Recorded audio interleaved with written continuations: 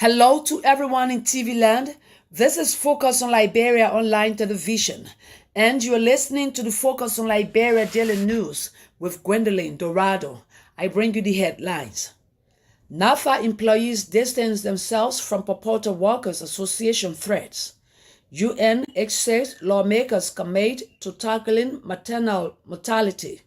Liberia Immigration Services to get new headquarters at old Ministry of Health complex. And disadvantaged youth search dump sites for fairly used materials to make ends meet amid lack of adequate plans to rehabilitate them. Those were the headlines. Now the news in details. The employees from the National Fisheries and Aquaculture Authority have distanced themselves from a recent petition emanating from a purported Workers Association leadership giving President Joseph Boakai government an ultimatum based on their vote of no confidence in the Director General leadership and has also threatened unspecified actions. The employees maintained that NAFA is a professional entity, therefore they are apolitical in the discharge of their duties and not clothed with the authority to give the government an ultimatum nor pass a vote of no confidence in an institution that represents the government. Moreover, they encouraged the concerned group to direct their grievances to the appropriate authorities and await redress as they want to make their emphasis clear that the petition does not represent the entire workforce of NAFA, as there were no consultations meeting or resolutions to the effect. The employees said they will maintain their professionalism and remain apolitical in the discharge of their duties to maintain the invaluable gains and progress that the institution enjoys. They cautioned the concerned group that their proceedings were wrong and that they must be careful not to set the wrong precedents. A high-power delegation from the United Nations H6 Partnership and the Liberian Legislature Health Committee committed themselves to addressing the high rate of maternal mortality in the country. The rate of maternal mortality stands at 1,100 women in Liberia due to childbirth and other health-related complications at a recent event held on Capitol Hill in Monrovia. The stakeholders committed to investing in maternal health in order to tackle the situation.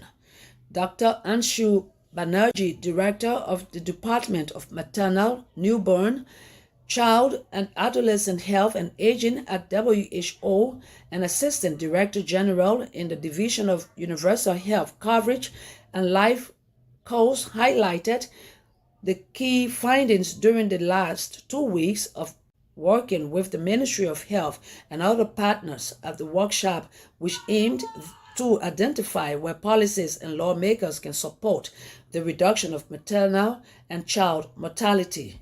House Speaker Kofa and Grand Cape Mount County Senator Daba Vapla acknowledged the alarming data and committed the legislature to use the budget as a policy to shape Liberia's healthcare system. The Liberian government, through the director of the General Services Agency, Galakbai Kortiman, has commenced discussions with various institutions and agencies building on Capital Bypass to be relocated. Kortiman spoke to a team of reporters during an inspection and assured the government entities currently occupied in the building that they would be provided with suitable working environments during the transition. He emphasized that the relocation process would not disrupt government operations. The Commissioner General of the LIS, Stephen Zago, described the move as a significant step toward enhancing the effectiveness of the LIS as a vital government institution. LIS is one of the security agencies of the Ministry of Justice charged with statutory mandate to enforce the Alien and Nationality Law of Liberia.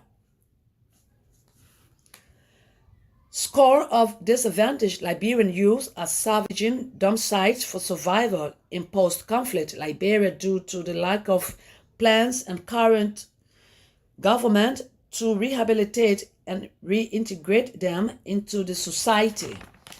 Many of them are drug addicts who storm various dump sites and garbage near cemeteries and densely populated communities in Monrovia on a daily basis, searching for fairly used electronic and other materials, including copper, irons, and plastic bottles to sell.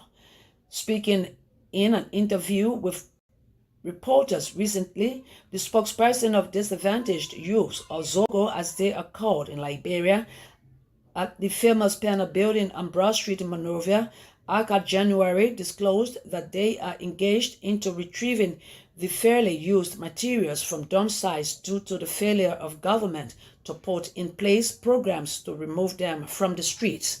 He maintained that most often they are referred to as criminals or hijackers by other peaceful citizens and foreign residents who are not informed about the constraints that they go through to fetch food for themselves without violating the law of the country. He said, despite their horrible and ragged appearances, many of them are peaceful and law-abiding citizens who also go into the communities to throw garbage away for other citizens to earn money to survive. January claimed that disadvantaged youth are traumatized due to alleged abandonment and lack of support towards their rehabilitation and reintegration, and blamed the past and present governments for their conditions are worsening on a daily basis. Quoting the United Nations latest statistics in Liberia, Deputy LDA Director for Operations Hassan Fadiga disclosed that in 2 of 10 youths in Liberia are on narcotics or substances abuse in the country, making about 20% of the country's population, or 1.1 million citizens, are affected. That does it for the Focus on Liberia Daily News. I do a recap of the headlines. NAFA employees distance themselves from purported Workers' Association threats. UNHCR's lawmakers commit to tackling maternal mortality. Liberia Immigration Services to get new headquarters at old Ministry of Health complex. Disadvantaged youth search dump sites for fairly used materials to make ends meet amid lack of adequate plans to rehabilitate them. On behalf of the management and staff of Focus on Liberia, many thanks to our listeners and viewers. We urge that you keep following us and share our videos. My name is Gwendolyn Dorado. I present it.